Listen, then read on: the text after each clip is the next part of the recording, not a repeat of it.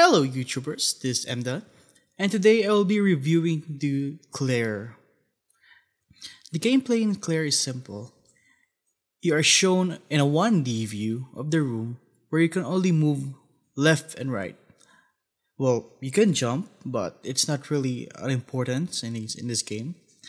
And you open doors. You are equipped with a 2D map of the game, which you can really zoom in and out, so it's kind of hard to read, especially if your character is just glowing in the map and the doors is placed one after another. Since you're playing in a 1D plane, the map makes navigation really confusing and unintuitive. Usually maps represent a higher order of plane, like for example real world. Maps are in 2D and the real world is in 3D. But in Claire, it isn't backwards. You have a 2D map, this referencing a 1D plane. Add the fact that the game can make you jump and teleport from point to point via the maps, via air duct or shortcuts. It just makes it more complicated. While I was playing this game, I always open the map, checking if I'm going on the correct direction. So you can only imagine my left hand is on the WASD and my right hand, instead on the mouse, I'm using the M key for the map. The game is like Amnesia, where there are shadowy figures chasing you. As well, you can hide from them in closets, large box.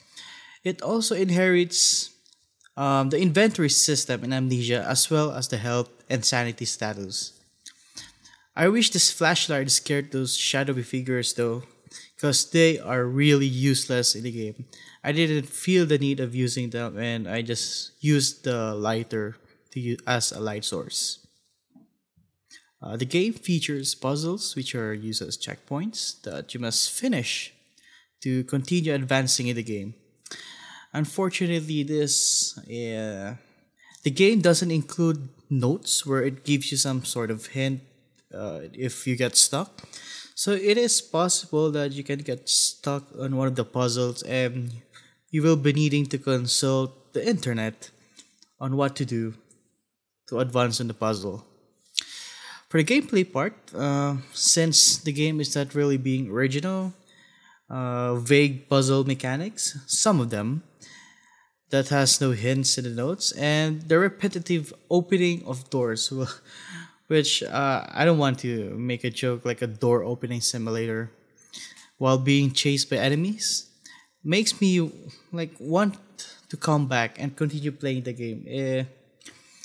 It's not really ideal. I still managed to finish it, but I was like trying to force myself to do it. It feels like torture, to be honest. So for the gameplay score, I'm gonna give Claire a 28 out of 100. Now let's go to graphics and sound. This is where Claire excels. The atmosphere and the design of the rooms are amazing. Despite it being pixel graphics, there are tons of unique sprites in the game that kinda help with the repetitive nature of opening doors and going through room by room. Sound choice is also okay since it didn't bother me at all, except with a it's not a rare exception. One exception, I only encountered one, where the enemy stayed really long in a room where I was also hiding, so you can just hear the loud, high-pitched noise that it's making when it's nearby. So I think that's pretty much it. I don't have anything to say to graphics and sound, so I'm gonna give Claire a score of 84 out of 100 for graphics and sound. Finally, let's go. Oh, not finally. There's still two more. Let's go to story and dialogue. Claire is a silent type of game that relies mostly on sound to dictate the mood of the character, what the character is feeling. No audio dialogues at all. The story is quite interesting. as I say. I always like horror mystery genres where it tackles the purgatory and some kind of place like that, where you are being decided if you're gonna be stuck in forever there, or gonna be pulled out of redemption, or you're gonna be living back again. I won't spoil you that much, but to I think to summarize what Claire is, basically Claire did something bad while she was still living. And when she got thrown in the purgatory, she is haunted by her memories as a child, wondering if she was the cause of suffering of other people. You then discover afterwards that these memories, not not all but some, are distorted, or you just didn't fully understand uh, the meaning when you were still a child, so it was distorted and didn't get the full meaning. Um, there are also multiple ending scenarios on the game.